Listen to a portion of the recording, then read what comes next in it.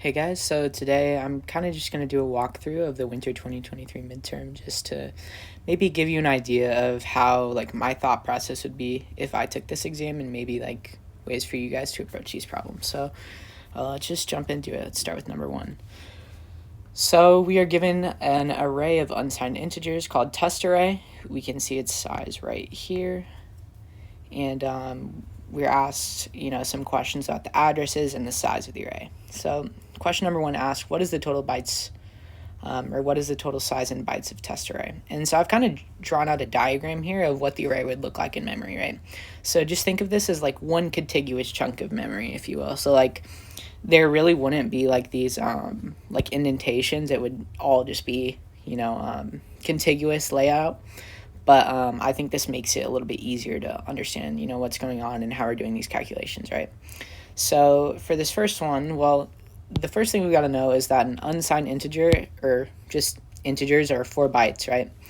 So that's the first thing we need. So we have 4 bytes, and then how many elements are in the array in total, right? And this one is pretty easy, right? So we have a 2 by 10 array, so if we multiply that out, that's 2 times 10. So there's 20 elements. If you wanted to count it out here, so you get 1, 2, 3, 4, right? 20, and then each of these elements is 4 bytes. So that's 4 times 2 times 10, which is 80 bytes. Okay, so for the next question, we're asked for the address of test array at index 0, 4, right? And so if you kind of see my diagram here, I've laid out what it would look like in memory again, right? So we have our first element is obviously 0, 0, then 0, 1, 0, 2, all the way up to 0, 9. In the next row, we see now it's 1, 0, 1, 1, 1, 2. I like to think of these 2D arrays kind of like matrices, right? So what we're actually going to have to do here is figure out, okay, where is 0, 4? So this is 0, 0, 0, 1, 0, 2, 0, 3, 0, and so that means that 0, 4 would be right here, right? And then so that's, well, so here's where our array starts, right? So that's at an offset of plus 1, 2, 3, and then 4. So all we really have to do is take the base address of test array, which is 0x1200, and then add 4 times how many each element is, right? So we know each element is 4 bytes, right? So it'd be 0x1200 plus, and then we're at an offset of 4, so that's 4 times 4.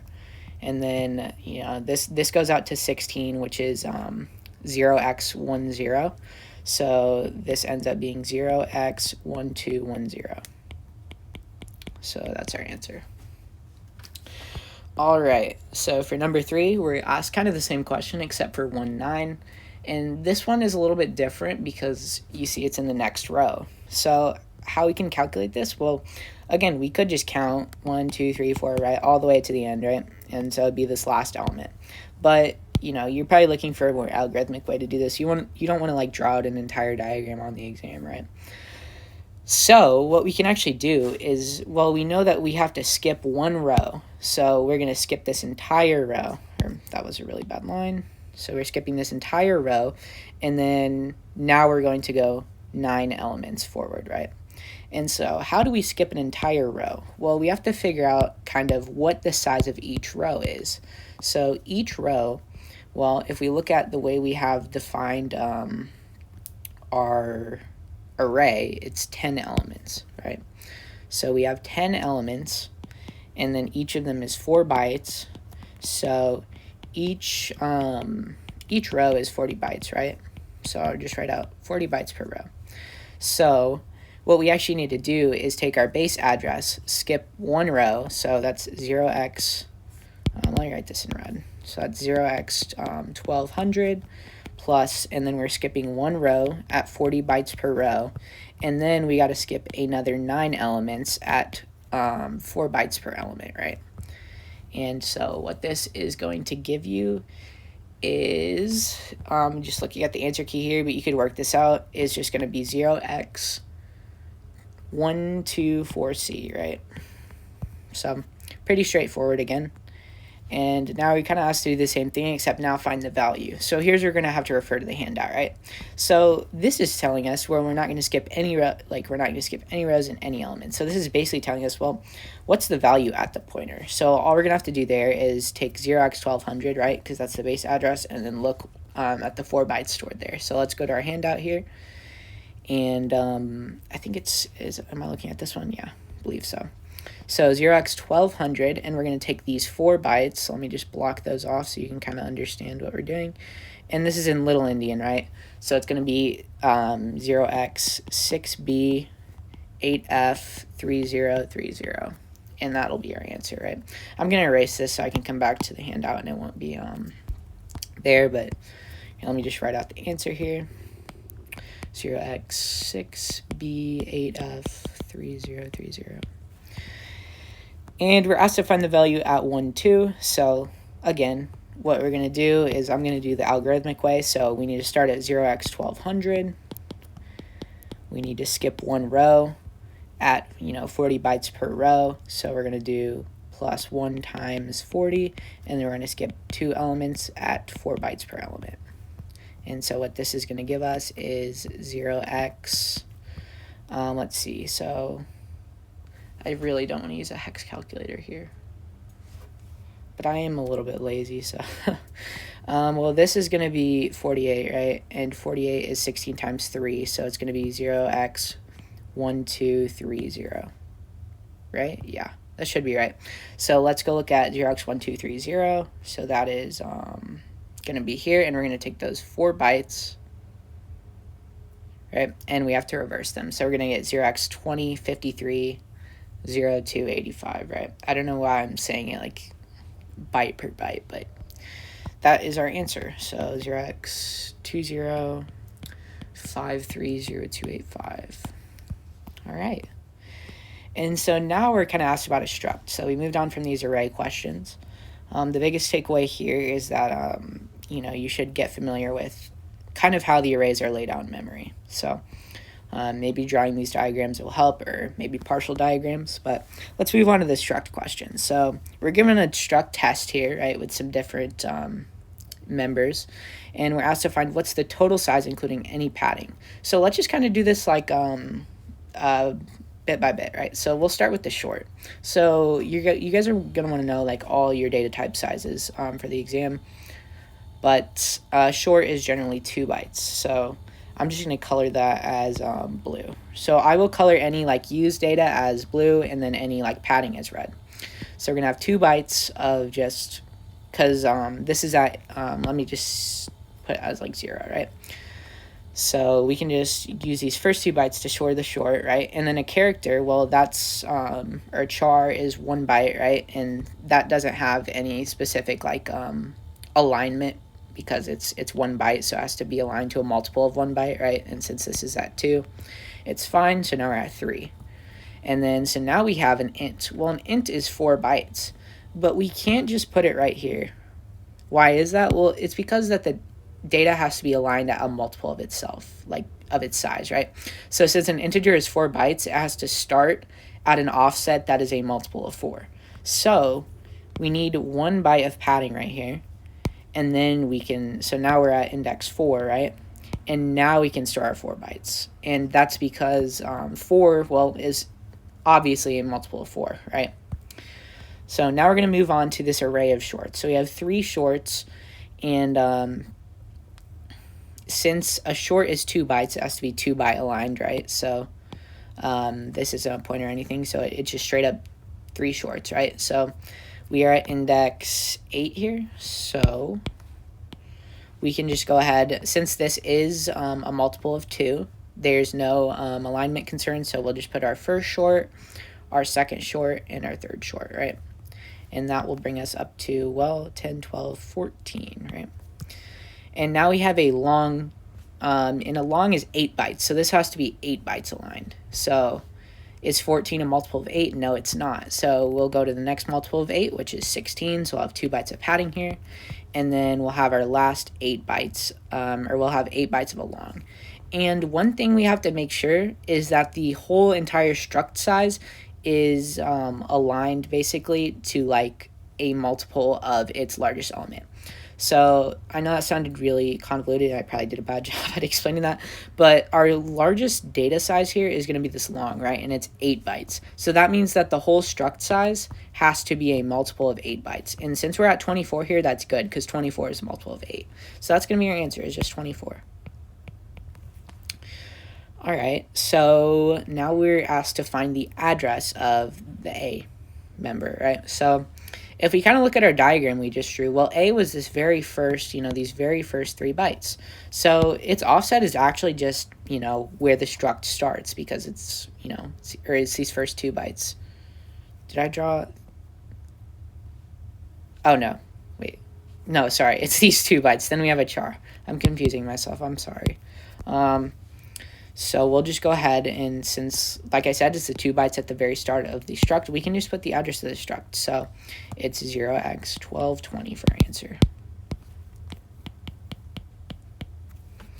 Let me move on to the next question and make sure that that's correct. Yep, both of those are correct. So now we're asked to find the address of C. Well, C is going to be our integer. So if you remember back to when we were doing this diagram, so we had our short, then we had our char, we had padding, right? And then we had our integer, which was C. So C is going to be these 4 bytes right here. So what is its offset? Well, it's 4 from the start. So we're just going to do 0x1220 plus 4, which is 0x1224. Simple as that. So sorry if that sounds corny, but my bad. Now we're asked to find the value of our B member. So we're kind of going to do the same thing, except instead of calculating an address, we're going to calculate the address and then dereference that pointer, basically. So if we look back to our diagram, well, B is that char, so it's going to start, so we'll have our short, and then right after that, we're going to have our char. So our char is right here. I don't know why I'm writing that in red, so it'll be right here. So we have an offset of 2. So that will be 0x1220 plus 2, which is 0x1222. And we are looking for a char, right? So 1 byte. So let's go and find 1 byte at 0x1222. So we have 0x1220. Here is 0x1222. So it's just going to be 7. So 0x07 is our answer. And now we're asked to find the value of the second element, right? Because it's 0 indexed of the short array. So if we look back up here, well, our short, so let's just kind of walk through this one more time. So we had, I don't know why I'm erasing everything. We had our short, then our char, padding, integer, and then we had our array, right? So our array started at 8. And I think on the exam, a good thing to do might be for like these, to write out like where their offsets are. So maybe like 0, and then 2, right? And then 4, and then this would be 8, and then this would be 16, right? Just to kind of like know how to access it within the struct. So I think that's just good practice. So we're looking for the second element of this short array. I can't speak. So the first thing we're going to have to do is calculate the base address of the array. So we're going to do 0x1220, and like we saw up here, it's just going to be 8 bytes out, right? So we're going to add 8. So this is going to be the base address of our D array, right?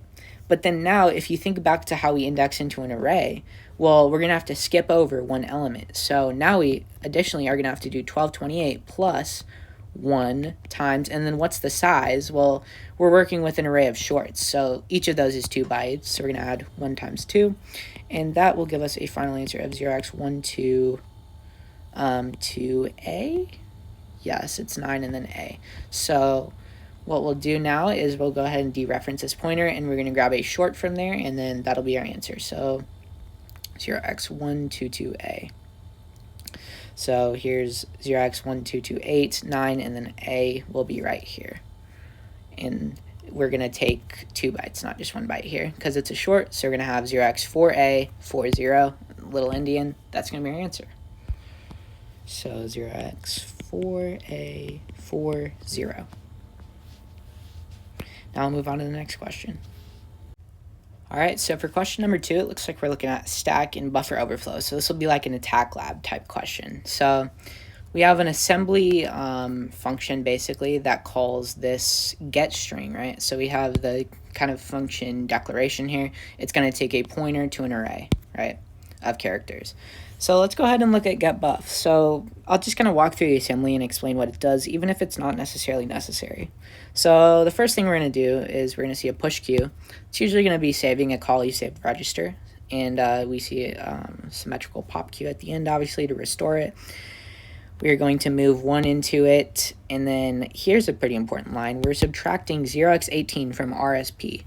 So usually whenever we're subtracting from RSP, in fact, always when we're subtracting from RSP, I believe, we're allocating space, right? So we're allocating 0x18 or 24 bytes, right? If we're talking like base 10, we're allocating 24 bytes for RSP, and then we are moving that into RDI, which if you guys remember your calling convention, which I would really encourage you guys to put that on your cheat sheet because it's really hard to remember. This is the first argument of a function call, right? So kind of what's happening here is that we're allocating 24 bytes at RSP, and then we are passing that as a pointer into this function, right? So we're moving into RDI, and then we're calling getString, right? Because the getString takes a pointer. And so what this whole kind of like these lines and then this line is doing here is, like I said, we're allocating 24 bytes at RSP, and then we are passing that as a pointer to getString. So if you kind of looked at like the relative C code, we might have like we'd have like char star, or it'd be like char buff, and then we have 24 elements, right? And then we just pass buff as like, so we would call like get s on buff, right? So that would be like the C code, right, if we translated it. But we don't have to do that for this. I just hope that kind of clarifies what's going on, right? So RSP basically is our pointer where we're basically going to, well, it says right here, we're going to read standard input into an array, right? So that's where we're going to start reading in elements from. And then we do some other stuff at the end here. So we're going to move RBX into RAX. We're going to add. So this is basically like restoring the stack frame and then restoring a register and then returning, right? So our first question here is going to, and we also have a little bit of extra information about GDB. I'll come back to that in a minute. The first question, though, for number 11 is going to say, how large in bytes is the array passed into getString? Well, getString we saw is basically, it's given a pointer, and the pointer is RSP, right? So we allocated 0x18 by subtracting, and then we pass that as a pointer into getString. So it's pretty straightforward here. It'll just be 0x18 or 24 bytes, right? And then now we're asked, what is the initial value of RBX before getBuff was called? So here we're actually going to have to kind of like think about, what's happening inside of our assembly function and what's happening whenever getBuff is called. So the first thing that happens, right, is we save this register on the stack. So I made some diagrams down here for you guys. So right after we call getBuff, so before any instruction in getBuff has executed, so we're basically like here. I actually don't think this isn't an instruction. It's not realistic, but just pretend like it is, right? So we're at like here, right? Well, our stack is going to look like this. So we're going to have some elements on the stack, and then we have pushed the return address. So like we might have in our code like do something, get buff, and then we're going to have some more instructions. So we're passing the return instruction to tell, the CPU, okay, after I call getBuff, I want to go to this arrow right here. I want to go to this instruction next. So that's going to be pushed onto the stack. But right after that, we're going to push RBX to save it, right? And so if we kind of look at our diagram here, well, RSP has been subtracted again because, you have to allocate space. And if we look here, I actually have the addresses going downward, right? So like addresses up here are going to be lower than addresses down here. So in my diagrams, the stack is going to go up, which might be a little bit trippy, but there's like a bunch of different ways you can draw it out. So I'm sorry if this is like maybe a little bit unintuitive. But basically what I'm trying to show here is that after we push RBX, well, this is going to be our initial value, right? Because we're saving the initial value on the stack, and it's right above the return address, right? And let's look at this little hint we're given here. Or it's not really, you kind of need this to do the question, but it says, using GDB, you pause the code at line 5 of the assembly and discover that the value of RSP is 0xFF40, right? So at line 5, we've done a few things. So So we've pushed RBX. We've done some move instruction. We've overwritten RBX, right? Then we've allocated space on RSP, passed it as a pointer to this function, right? So there's one thing that we also have to account for, which is this stack allocation, right? So literally, I mean, what this is doing is it's moving the stack pointer up 24 bytes. So let me show you what that looks like, right? So after we subtract 18 bytes, you know, we're going to have the return address, then we're going to have RBX, then we're going to have our buffer, which is 24 bytes. So the stack is just, you know, continually growing. So if this is, so let's look at where line 5 is at, right? So line 5 happens after we have this push RBX and this subtraction, right?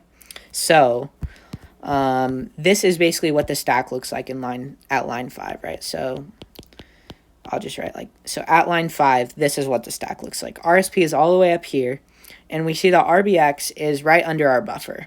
So we're going to have to do RSP, add 24 to it, and then that's where RBX will be at, right? It's 8 bytes. That's how the stack works. So, and you can also kind of see that with push Q.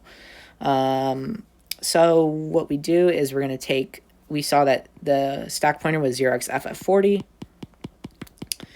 And then we had to add, kind of, if you look at this diagram, sorry if it's a little bit confusing, but you see we have to add 24 bytes because that's our buffer. And then that's where RBX is going to be on the stack. So we'll do 0xFF40 plus 24 equals 0xFF64. And so we'll just look at the 8 bytes that are at 0xFF64, and that should be our initial value of RBX that was pushed onto the stack. So we have FF6, 0xFF64. Wait, sorry, guys, I did my addition wrong. Let me go redo this. 24 is what in hex? It's 0x18. Sorry. So I just did my translation wrong. You can't just add hex and decimal.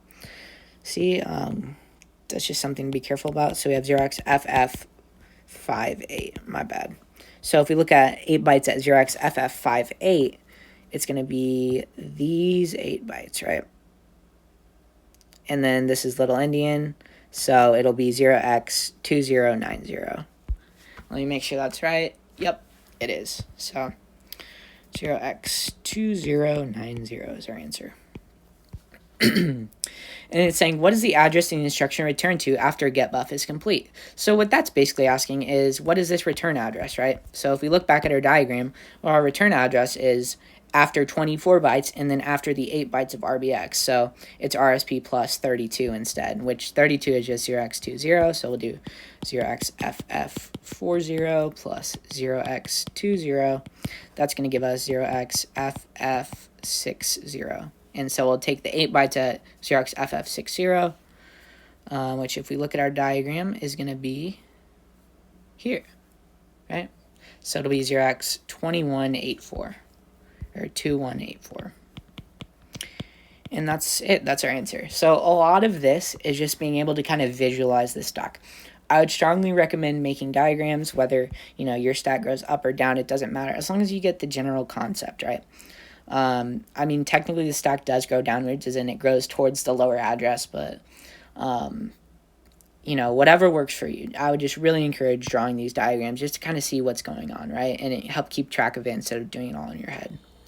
And so now we are asked to create an attack payload. Create an attack payload that will cause getBuff to return to code located at this address instead of returning to the expected location, right? So our expected location is going to be this 0x2184. But instead, we want to return to this random address, right? And it's saying we don't need to care about the registers, right? So we might have saved some registers on the stack, but it doesn't matter. We can overwrite them. So your payload starts out at 0, 0 and continues increasing. Padding should be filled with 0. You should leave any unneeded slots empty after your payload is complete.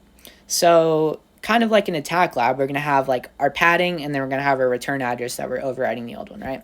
So again, let's look at the stack.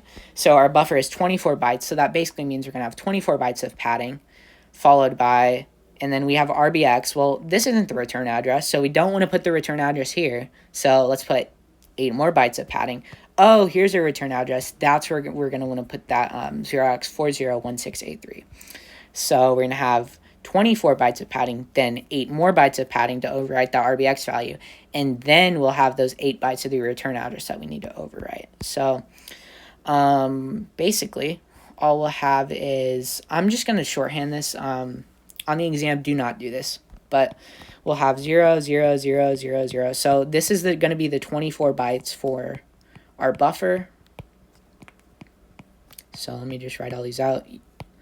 And then we're going to have 8 more bytes for overwriting RBX, right? So we came down here. Now let's overwrite these 8 bytes. So it'll be 1, 2, 3, 4, 5, 6, 7, 8. And now we have a return address. So it's after 32 bytes. And we're going to go ahead and put our exploit address. So it'll be 4016A3, right?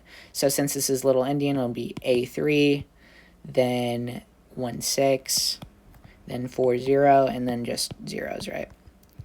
And like I said, I would write 0x and everything. I'm just being a little bit lazy here because I'm just kind of showing you guys a thought process, but that should be right. Yeah, so that's your answer. Okay, so now let's move on to the cache questions, right? This is kind of where maybe it can get tough, especially for the cache performance, but we'll just start with, the cache contents question. So we're given that we have 16-bit addresses, and we don't have virtual memory, so we don't have to worry about that.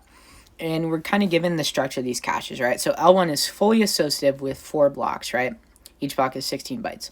So fully associative means that there is one set, and all of the blocks are in that one set. L2 is direct map with 8 blocks. Each block is 16 bytes in size. Direct map means that there is exactly 1 block per set, right? So in this case, it would be that there are 8 sets with 1 block. Another tip I would give for this is a lot of times you can actually tell from the handout, right? Do not rely on this. Please, like study, what this means, like fully associative and direct mapped. But if we actually look at the handout here, we see that here there's only 1 set, right? Because there's only 1 set index, whereas on this one there is 7, so there's 8 total sets, and there's 1 block per set, right? So a lot of times you can figure it out, but we're kind of just told, or we're asked, how many bits do we need for the tag, set index, and block offset, right? So I think the block offset is usually the easiest, right? So block offset is always just going to be the log base 2 of the block size, right? So what's the log base 2 of 16? Well, we know that 2 to the 4th is 16, so that'll be 4 bits, right? And then set index is also pretty easy. It's going to be the log base 2 of how many sets we have, because that's also, why is it log base 2? It's because that's how many bits we need to specifically index into that, right?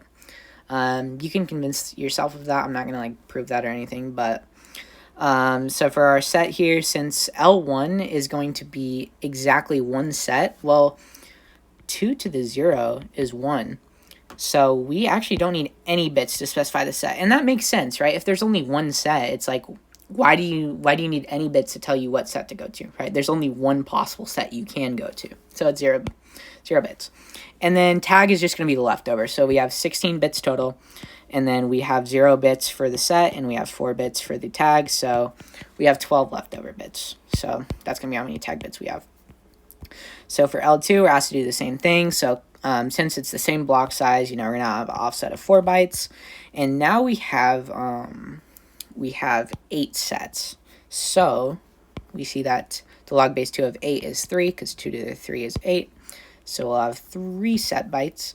And then our tag bits are, I keep saying bytes, I mean bits, sorry guys. So we'll have 16 minus 3 minus 4, which is going to be 9. So I'll have 9 tag bits. And those are our answers for this one. Not too bad. But you need to know how to do this to do the next part, right? So now we're reading from the cache. So the first step in all of these problems is you're going to want to convert the address from hex to binary. So let's just go ahead and do that. So we have 0xC570. If you guys aren't good with hex to binary conversions or the other way around, I certainly am not. I would suggest maybe putting a table on your cheat sheet. But we can just write this as 0b, and then so it'll be C is 110, right, because 8 plus 4 is 12, and then 0101, and then 0, 1, 1, 1 for 7, and then obviously 4 zeros for 0. And I'm going to copy this twice because we have an index into the L1 cache as well as the L2 cache. So let me just do that real quick. And now I'm just going to color these bits. I'm going to chop these bits up into the different portions for the cache, right? So for L1, here I'll label this one L1 and then this one L2. So for the L1 cache, we're going to have 12 tag bits, 0 set bits, and then 4 offset bits. So I'll just go ahead and highlight tag bits in blue, so that'll be the first 12 here. And then we don't have any set bits, but we will have 4 offset bits, which I'll color red. As for L2, we'll have 9 tag bits, so that'll be here, right? Is that 9? 1, 2, 3, 4, 5, 6, 7, 8, 9. Yep. Then we'll have 3 set bits. And then we'll have 4 offset bits. Okay, cool. So now let's just go ahead and translate these back to hex, right? So for our L1 tag, if we see here, it's just the first 12 bits, which we can actually really easily translate these back to hex, right? Because if we chop this back up, it's like going backwards, right? So it'll be 0x, so C, 5, and then 7. So that's our answer. And for L2, well, we're going to kind of do the same thing, but now it's not as straightforward, but it's pretty easy still. 1, 0, 1, 0, well, that's A. 1, 0, 0, 0, that's 8, and then 1 is just 1, right? If you wanted to add some zeros to reconvert it, you could do that, but I'm not going to. So we'll just have 0x, 1, 8, A. And then for our L1 index, well, we don't even have an index, so just go ahead and put 0. L2 index, we have 1, 1, 1. That is 7 in decimal, so that's our answer. And then for our L1 offset, well, it's just 0, right? Actually, for both of these, all these bits are 0, so just 0. And so now we're asked to go basically like, see, is it in the cache or not? Is it a hit or is it a miss, right? So we're going to go to L1 first. If it's not in L1, then we go to L2, right? Because that's how the levels of the cache work. L1 is a lot faster than L2. If it's not L1, we're going to check L2. If it's not L2, it just kind of continues down like the memory hierarchy, right? Until we get to RAM and then disk, right? I mean, I think RAM is last, but anyways. So we'll start with L1. So we're going to go to index 0. Well, there is no index. It's all one set, right? And we're going to see if we have tag 0xC57. I don't see a C57 here, do you? So it's probably not here. So now we're going to have, that's a cache miss in L1. Let's go see if it's in L2. So we're going to go into set number 7, and we're going to look for 0x18A. Oh, it is here. And it's valid. This is really important. This could get you on the exam, guys. If valid bit is 0, that means the data is not valid. You cannot use it. It will be a miss. So if this was 0, this would be a cache miss. But since it's 1, we're good. So that's going to be our data. And then I really do not want to copy all of this back, but we are reading 4 bytes. Oh, wait, sorry, it's only 4 bytes. I'm so sorry. So it'll just be these 4 bytes right here. So 0x AC89 3C93.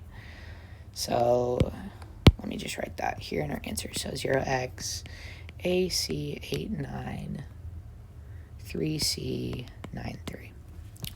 Cool. And so now we're asked to do the same thing except for a 2-byte read. So kind of the same process here. So we're going to chop this address up. We're going to convert it to binary first. So 0B, so 4 is 0, 1, 0, 0, 5 is 0, 1, 0, 1, C is 1, 1, 0, 0, and 3 is 0, 0, 1, 1, right? So I can just copy that again. It's a little bit tedious to write all these addresses out, and so this will be L1, this will be L2, and it's kind of the same story, right? So we're going to have our first 12 bits, and a lot of times you might find patterns here, but I'm just going to work them all out, just, so there's no confusion, hopefully. So we'll have those first 9 bits as tag bits, then we'll have set bits, and then our block offset bits.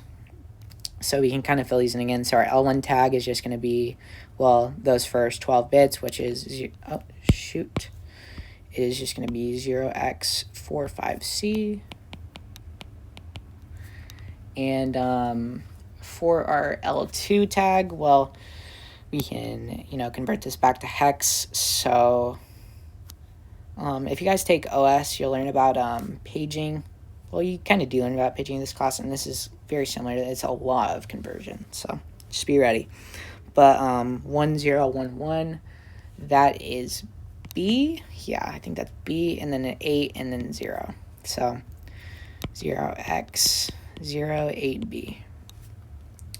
And then we have our indexes. So obviously L1 is 0. We don't have any indexes. 100, that is going to be 4 in decimal. So that's going to be our index there.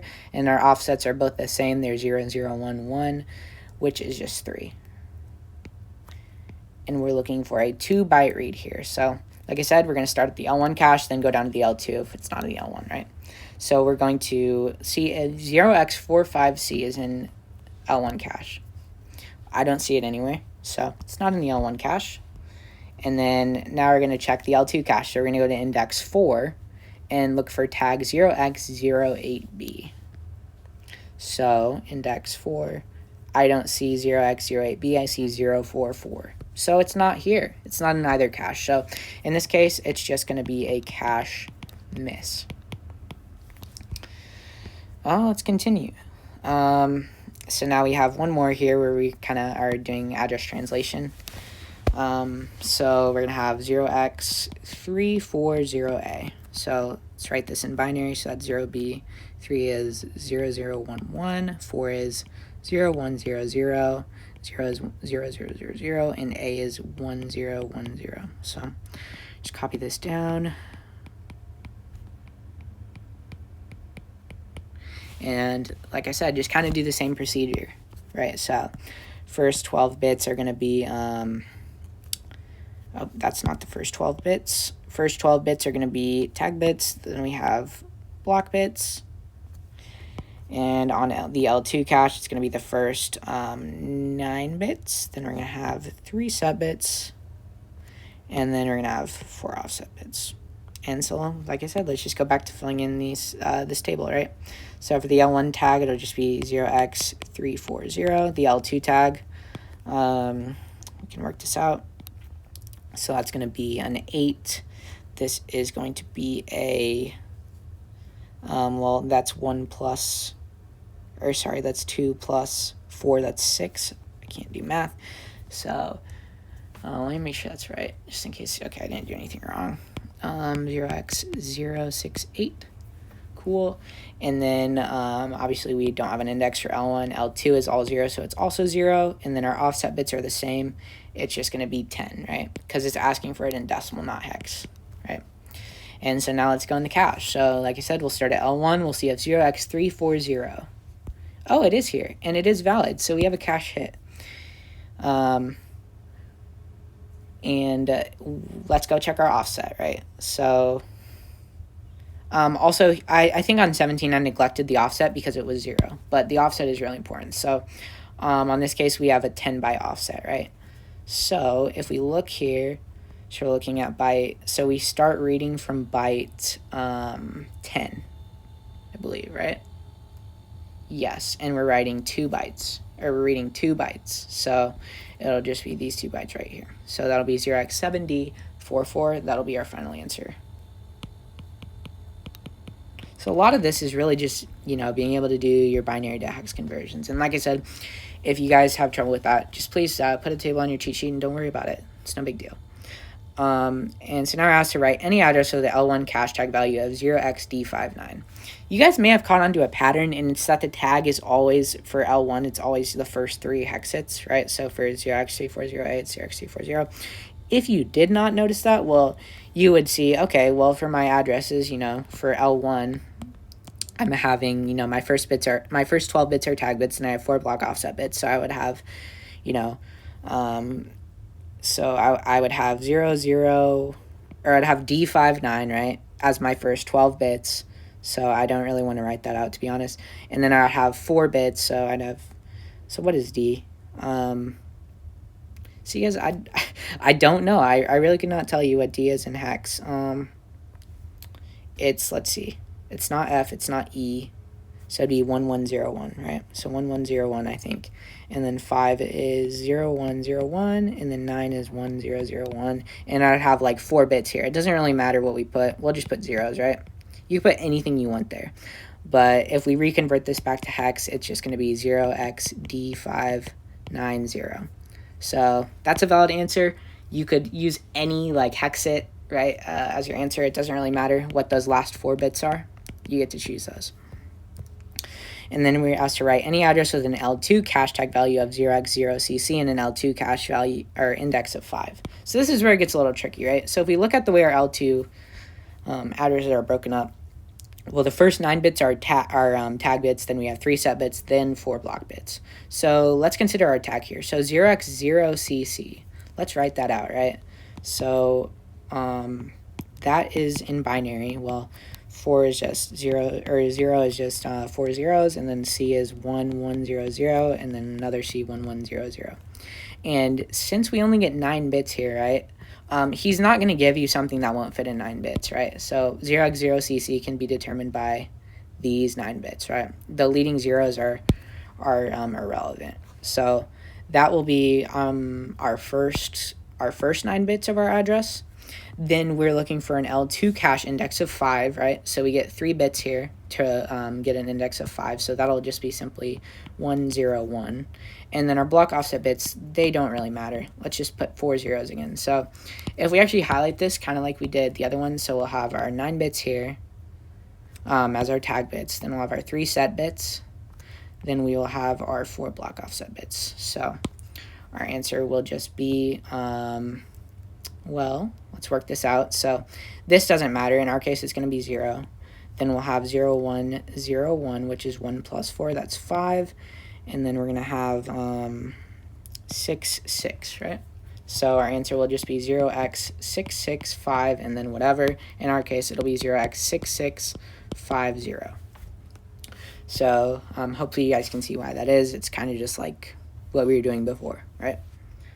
So now on to the cache performance questions. All right, so now we're on to the cache performance questions. So if we kind of read the question, we're told that variables are held in registers, except for the array, right? So the only places we kind of need to be worrying about like cache hits and cache misses and like memory accesses are like when we access the array. So like that would be like right here, right?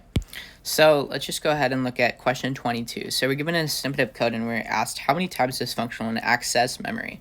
So it's kind of asking, well, how many times are we writing to this array, right, at ik? And so let's kind of just write out like the access pattern.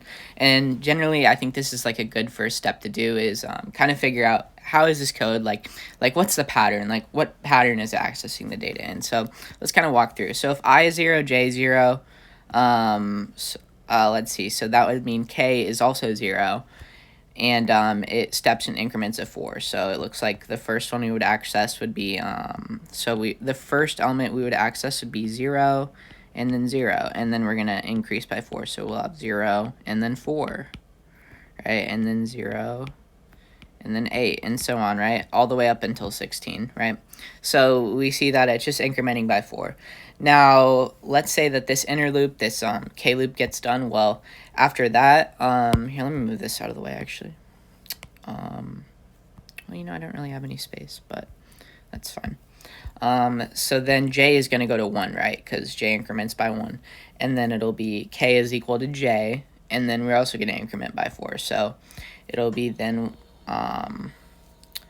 it'll be I equals 0, so we'll go 0, and then we're going to go from j is 1, so it'll start at 1, and then it's going to increment by 4, so it'll be plus 4 is 5, and then plus 4 is 9, right? So maybe you guys are starting to see like a pattern here, but let's see. So if you're not, I'll just kind of write out what it would be like for j equals 2 and 3. So then it's going to say, okay, now j equals 2, so we're going to start at 0, 2, and then 0, and then 6, right, because it increments by 4, 0, 10. And this is kind of a tricky access pattern, so no worries if this is a little bit hard to see, but we're kind of just accessing it in like multiple or like increments of 4, right? And then we are starting at different offsets. So first time we're starting at offset of 0, then offset of 1, then offset of 2,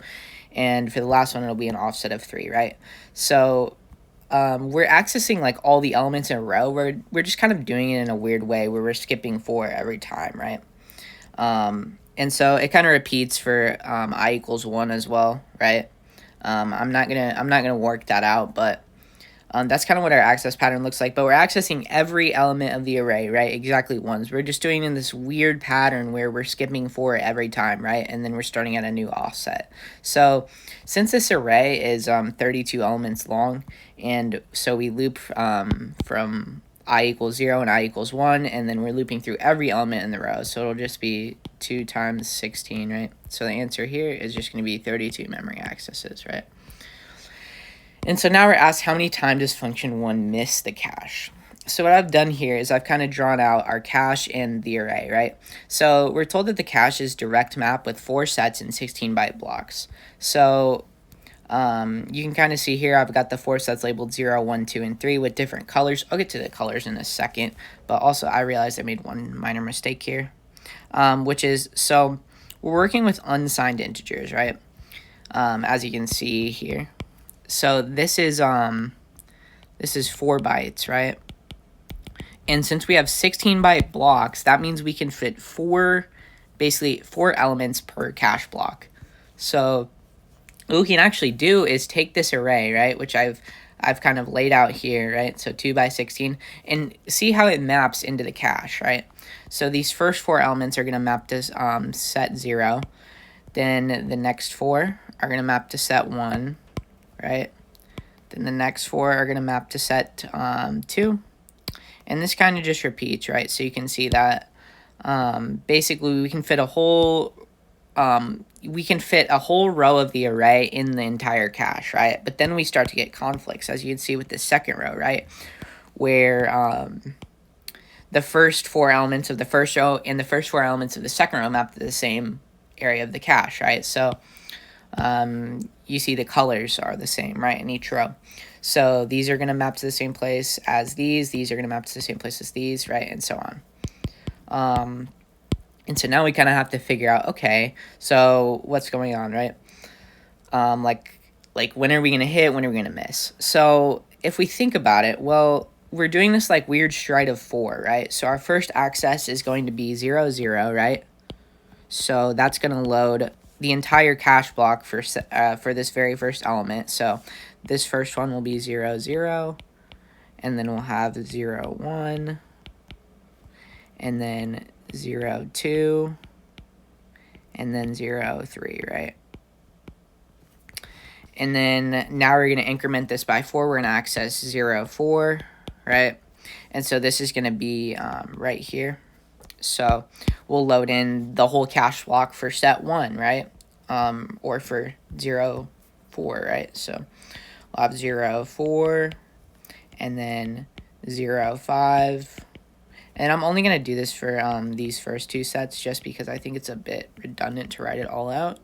But so then kind of the same thing happens, right? Because now we're going to access 0, 8, which is this element right here. So it's going to load those 4 elements into their set number 2, right? So we'll have 0 and then 8 and then all its elements. And then the same thing happens, right, whenever we do the next access. It accesses 0, 12, right? And so as you can see, like none of these accesses were in the cache, right? They were compulsory misses built because we had never accessed them before, right? So we're going to have 4 misses whenever we are first loading them into the cache, right? So I'll say 4 misses, right? So now that our cache is kind of loaded up, so now we're going to move on to like whenever j is equal to 1, right? So when j is equal to 1, kind of like I said, so we're going to start at 0, 1, right?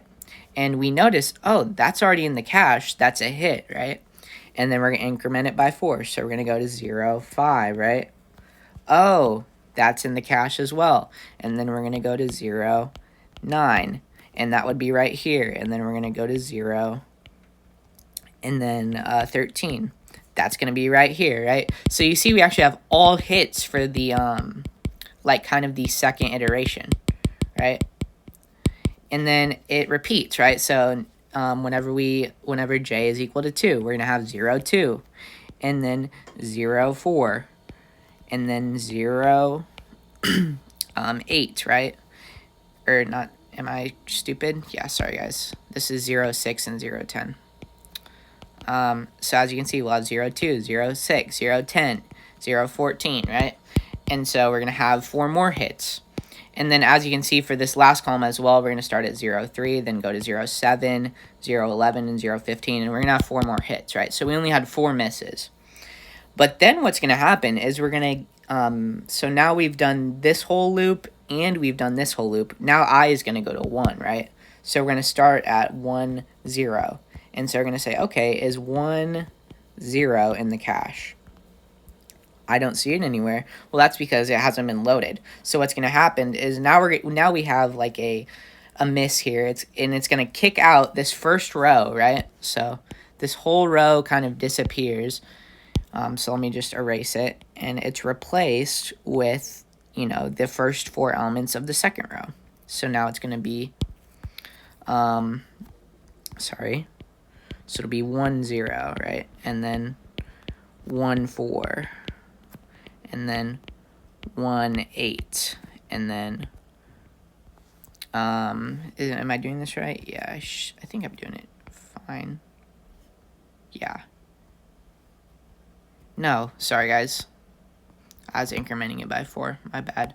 It pulls in contiguous memory into the cache. So it'll be 1, 1. And then 1, 2. And then 1, 3, right? I don't know why I wrote it like that, but and then so we're gonna have 1 miss there, right? And then we're gonna go to then we're going to access 1, 4, right? Well, that's not in the cache either. So now what's gonna happen is we're gonna overwrite this cache block, right, in set number 1, and we're gonna pull in the next data, right? So that'll be 1, 1, or sorry, 1, 4, 1, 5, 1, 6, and 1, 7, right? And then the same thing happens for the next access, right? So then we're gonna try to access 1, 8, right? Well, that's not in our cache either, so it's gonna overwrite this one. So we're gonna have 1, 8, and then the next memory after that, and then it's going to try to access 1, 12. Well, that's not in the cache either, right? So it's going to overwrite that. So we just had 4 more misses, right? And that corresponded to, you know, we load in this element, then this element, then this element, then this element, right? And we actually overwrote the entire cache there because, well, there's an element here, and there's an element here, and an element here, and an element here. But we can see by the coloring, those map to the same spots in the cache. So we've had 4 misses, and the cache is completely different now. But what we'll see is now, it's very symmetrical, right? It's like the same as the first row. So as we iterate through row number 1 instead of like, so we did row number 0. Now we're iterating through row number 1, and we see the access pattern is really the exact same. So now what's going to happen is we're going to, here, let me kind of erase these pointers to try to like make it clear what's going on.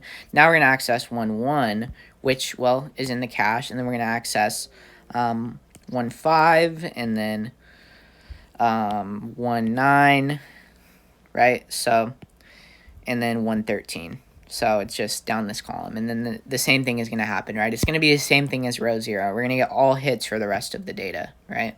So this will only give us, so we'll have the 4 misses from actually loading all the data into the cache, the first iteration of the row, right? But then the rest are going to be hits. So we should only have 8 total misses, right? So if we wanted to kind of color this array with either if it was a hit or a miss, well, we would miss on these first ones, right? So at the first of each of these like blocks, basically, we are missing. And everything else is a hit, right? So I'm just not going to color the hits, but just kind of assume that they're hits. So I'll have 8 total misses, right? And that's whenever we have kind of compulsory misses. We haven't loaded them into the cache yet. So All right, on to the next question. So here we're given an array of doubles that's 3 by 3, and our first question asks how many times this function to access memory. So kind of again, we're going to go through like the access pattern, see if we can see exactly what's going on, right? So this is a little bit more, it's a lot more straightforward than the last question. So we have like an outer loop with j, an inner loop with I, and we're doing array ij, right? So let's think. So if j is 0 and I is 0, obviously we're going to have 0, 0, right? So that's our first access. And then I is going to increase, and we're going to have 1, 0, right? And then I is going to increase again, and it'll be 2, 0. Oh, and now the inner for loop is complete, so now we're going to increment j, right? So now we're going to access 0, 1, right? And then I is going to increase, and now we're going to have 1, 1, right? And then we're going to have 2, 1. So I hope you can kind of see what's going on. We're accessing it like column by, we're kind of going down the columns rather than going across the rows, which usually is not good for the cache, right? Because columns are farther apart in memory than like data in a row. But hopefully you guys can kind of see what the access pattern is doing. I could write out the other three, but it's just going to access every element of the array exactly once. So it'll just be 9 here. So let's go ahead. So we're asked how many times does it miss the cache? So kind of like the last question, I've drawn out the cache and I've drawn out the array just for reference here. And as we can see, now we're working with doubles, right? Doubles, so this is always important. You want to pay attention to what data type you're working with. So doubles are 8 bytes, and we're dealing with 16-byte blocks. So that means we can fit 2 doubles per block, right? And so let's kind of do the same thing where we color the array based on where it maps in the cache, right? So the first 2 elements are going to map to set 0. Then the next 2 elements are going to map to set 1. Then set 2. Then set 3. And then back to set 1, right? So that's kind of how our array looks as it's mapped into the cache. And so now let's kind of try to figure out our miss rate here. So on our first iteration, well, we're obviously going to miss 0, 0, right? So we're going to load 0, 0, and 0, 1 into the cache, right? Because those are contiguous in memory. And then now we're going to access 1, 0. Well, if we look at our array, well, 1, 0 is going to be here. So we're going to access 1, 0.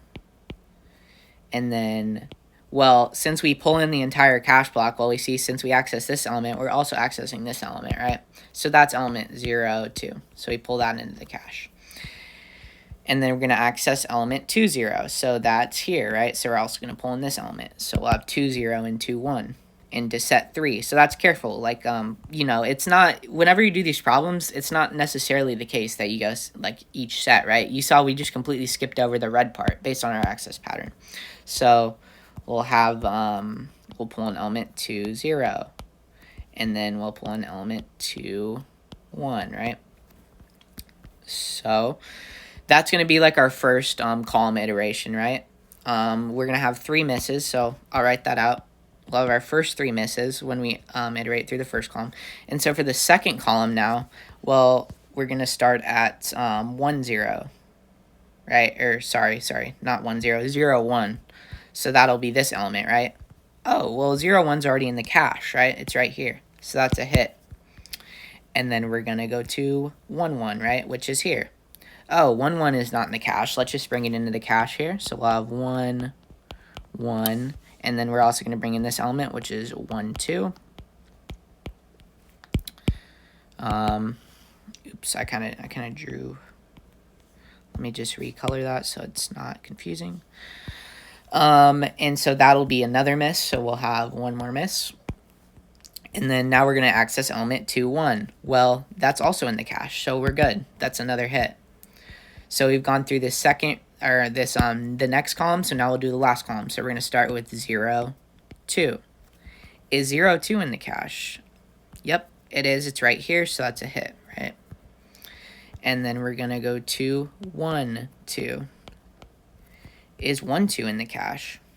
Yep, looks like it, so that's another hit. Is is 2, 2 in the cache? No, it's not, right? So 2, 2 is going to be this element right here. So we're going to go ahead and pull in our data. So we'll have 2, 2 in the cache now. And then you're like, okay, well, what else is it going to pull in? Because there's only one element. And the answer is, well, we don't really know. This is some extra memory, right? But it's gonna pull in the next 4 bytes of memory. We don't really care about what's here, but it'll pull it into the cache regardless. And so we'll have one more miss, right, whenever we try to access 2, 2. But now we're done accessing all the elements. In total, we had 5 misses, right? All right, so now we have an array of doubles. That's 4 by 3. And as you can see by the function, we kind of have the same access pattern here, right? So I've gone ahead and I've drawn out the cache in the array, and I've colored the array so we can fit 2 doubles, right, per cache block. So the first 2 are going to map to set 0, next 2 map to set 1, and so on, right? So we see we have conflicts in these blue areas and these green areas. So let's kind of walk. So how many times does it access memory? Well, this is pretty easy. It's just going to access exactly once, right, because we're doing like this, right? So 12 times. 3 times 4 is 12, I think. Yeah. So 12 is our answer for this one. And then now let's go ahead and actually figure out how many times it misses. So on our first access, we're going to access 0, 0. Well, clearly nothing's in the cache, so we're going to load in 0, 0, and then 0, 1, right? Why do we load in 0, 1? Well, it's in the same kind of block, right, in this blue area. And then we're going to access 1, 0. Well, 1, 0 is nowhere in the cache. We're going to add 1, 0, and then 0, 2. Technically, 0, 2 should be first, so I'm going to do that. And then we're going to access 2, 0. Well, that's not in the cache, so we're going to have 2, 0 and 2, 1, and that's going to be in set 3. So we've had 3 misses so far, so let's just keep track of that. And then what's going to happen is we're going to have a conflict miss. Why? Well, because whenever we try to access 3, 0, well, this maps the same set as up here, right? Both these blue areas. So what's going to happen is that it's going to kick this out of the cache, right? So now we're going to access, well, 2, 2, and 3, 0. So let me go ahead and do that. Also, yeah. So 2, 2, and 3, 0. And then now we're going to go back up here. And, well, sorry, so that's one conflict miss, right? And then now we're going to start iterating from the next column, right? And so the next column, we're going to say, oh, is this in the cache? Is 0, 1 in the cache? No, we just overwrote it, right? So we're going to have yet another miss. And what's going to happen is it's going to overwrite the cache. So we're going to have, So we're going to have another miss, and then we're going to overwrite the cache and set 0, so it goes back to 0, 0, and then 0, 1, and then we're going to go to this red one. Is that in the cache? Well, no, nothing is in set 2, actually. So we're going to load in 1, 1, and 1, 2. And so that's another miss, right? So I had the 4 misses with the conflict miss, and then we had... Yes, that should be fine. Miss, miss, miss, miss. Wait, let me make sure. So we had the first 3 misses, then we had a conflict miss, then another conflict miss, then the compulsory miss, right? So it'll be 6 total misses so far, right? And then we're gonna access here. We're gonna say, okay, is 0, 1, 2. So is 2, 1 in the cache? Well, actually it is, so we're going to have a hit there, right? And then we're going to access here. We're going to say, is 3, 1 in the cache? No, it's not. So we're going to have another miss, so I'll just keep track of it up here. And then we're going to overwrite, set 1, right? Because that's where it maps to. So we're going to have 3, 1, and 3, 2. So 3, 1, 3, 2. And then now we're going to go back up here. We're going to say, oh, is 0, 2 in the cache? No, it's not. We just overwrote it. So we're going to have yet another miss. And we're going to overwrite the cache yet again. So it'll be, so we'll have 0, 2, and 1, 0. And we're going to access here. We're going to say, is 1, 2 in the cache? Oh, it is. We're going to have hit. right? And then here we're going to say is 2, 2 in the cache. No, it's not. We just overwrote it. So we'll have 2, 2, and then 3, 0. So that's yet another miss. And then lastly, we're going to try to access 3, 2. Is 3, 2 in the cache? I don't see it, right? Because we overwrote it yet again. So we're going to load that back into the cache, which is 3, 1 and 3, 2. And then we're going to have our final miss, right? So this comes out to 1, 2, 3, 4, 5, 6, 7 plus 3, 10 total misses, right? And I've actually, I have this PDF. I posted it on Piazza because someone had a question about this one. And this one is really tricky. So hopefully, if my guide just now wasn't very good, maybe you guys can check this out because it kind of shows what's going on. Just maybe I do a better job explaining it. I'm not sure. All right, so now the virtual memory, right? So we're given some details about our virtual memory system, and we're asked questions about how many bits are like the offset and the page numbers, right? So the page offset is always, it's telling you where in the page your data is at. So it's always just going to be the log base 2 of the page size, right? So it's log base 2 of 512, which is 9, right? Because 2 to the 9 is 512. So answer here is we'll need 9 bits for the page offset. And then virtual page number, well, so we have 16 bits for our virtual address. 9 of those are going to be offset, so just 7 for the virtual page number. And then physical addresses are 12 bits. We'll need 9 for the offset, so we'll have 3 for the page number, right? Cool. So now we're saying, given the previously described memory system and some information about address translations, determine the as many virtual private, so we have the virtual number and so just as many mappings as possible. If the mapping is not valid, record 0. Each question is independent. So for the first one, we're given that our virtual address is 0x3200 and our physical address translates to 0x200, right? So let's kind of break these up into binary, right? Because this is always the first step. So 3200 in binary, well, 3 is going to be 0, 0, 1, 1, 2 is 0, 0, 1, 0, and then we have 1, 2, 3, 4, 1, 2, 3, 4. And since our virtual addresses are 16 bits, right, so these bottom 9 are going to be the page offset, and then the top 7 are going to be our virtual page number, right? So I'll have, this is 1 plus 8 plus 16, so that'll be 16 plus, I guess this is in hex, right? So we'll have 1 plus 8 is 9. So 0x19, I believe. Let me make sure that's right. Hold on. Sure, yeah, so 0x19, right? And then our physical page number, well, like we're just going to do the same thing, basically. So this is going to be 0b, and then we only have 12 bits for the physical address, so it'll just be, 2 is going to be 0, 0, 1, 0, and then we're going to have 0, 0, 0, 0, 0, 0, 0, 0, right? So same as before, the bottom 9 bits are going to be the page offset, and then the top 3 bits are going to be the physical page number, so that'll just be 0x1, right? Because it'll just be here. So hopefully that makes sense. So for the next question, we're asked to do something similar. So we'll have 0xEE7 for our virtual address, right? So if we translate this, well, E is going to be, I can never remember. I think it's, so it'll be 0B. And so that's 1 before F. So it'll be 1110, and then 1110, and then 7 is 0111, and 0111. So our bottom 9 bits are going to be page offset. The top 7 bits are going to be our virtual page number, right? So this is 1 plus 2 plus 4, which is 7, and then plus, so this will be, so we'll have a 7 and then 7. So be 0x77 for our virtual page number. And then for our physical page number, well, we have a seg fault, right? So clearly this is not valid. So we can just put 0x0 for this.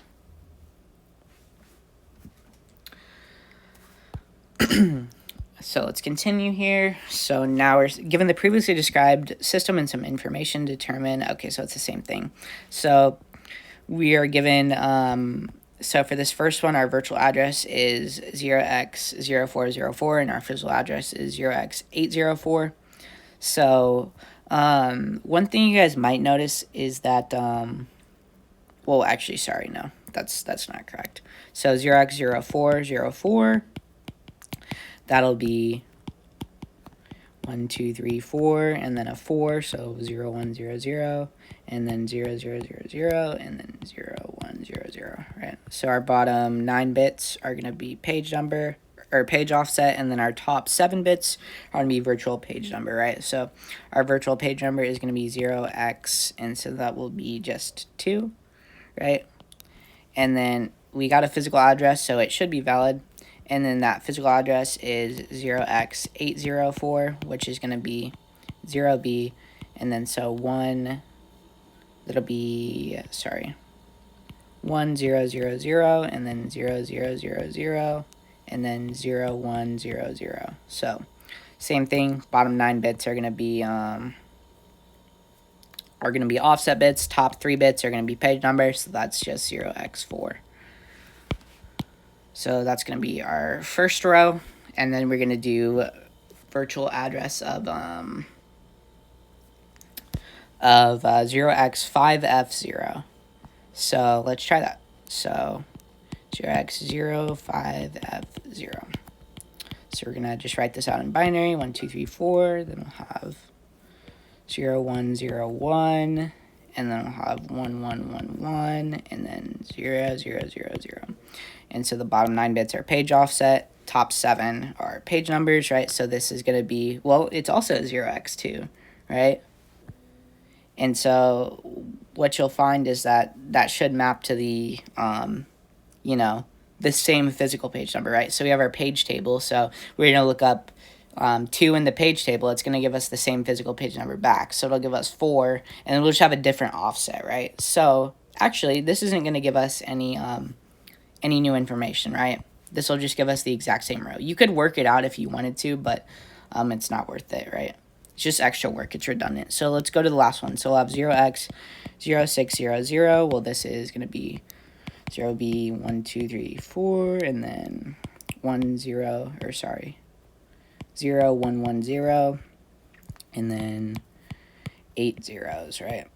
So same thing, bottom 9 bits are going to be offset bits, and then we'll have our virtual page is 0x3. We have a translation, so it should be valid. And then let's go ahead and translate that physical address. So 0x400 is 0b 0, 1, 0, 0, and then 8 zeros. So bottom 9 bits offset, and then we'll have 0x2 as our physical page number, right? Is those upper 3 bits. And so that's it for number 33.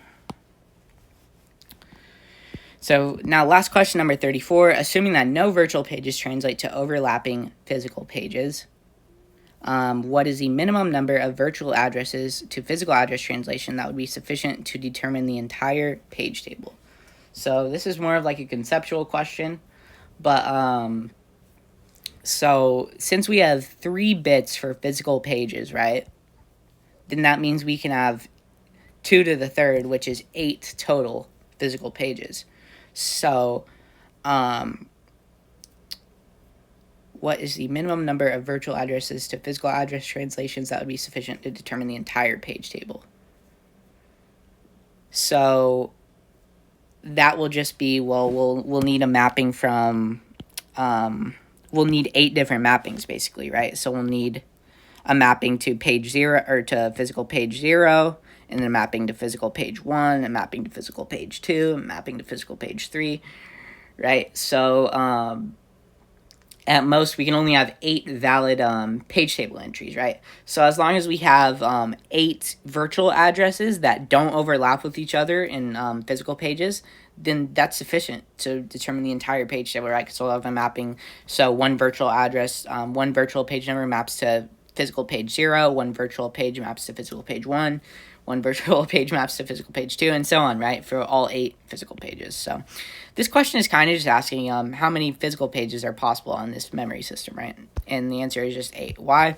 Well, because like we show, we had 3 bits for the physical page number, and 2 to the third is 8. So, yeah. That's the whole exam, guys. Hopefully I did an okay job at explaining this.